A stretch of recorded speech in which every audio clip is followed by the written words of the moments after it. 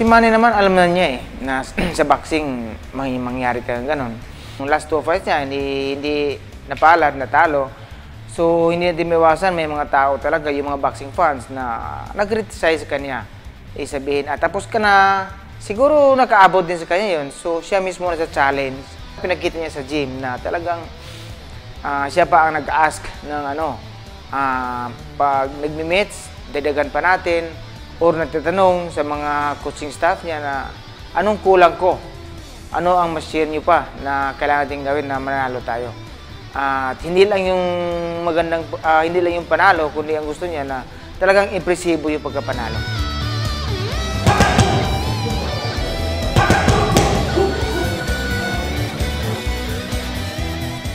Brandon Rios as kalaban, para yan ang pansimbag na ilagay sa taas ng ring. Brandon Rios may lakas lang, pero matapang, matibay, pero when it comes to skills, hindi sa ka-level ni Manny. Sa actual na fight, nakikita ko parang nasaktan siya sa mga sinasabi ni Rios na mga masama. So parang pinipersonalize niya yan. Kaya yung laban nila ngayon, medyo personal. Aside kay Manny, pati kay Coach Freddy na may sinabing hindi maganda dati sa kanya, sa health. Lalo na, medyo below the belt yun.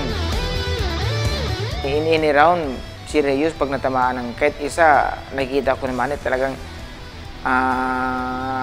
tatapusin yun.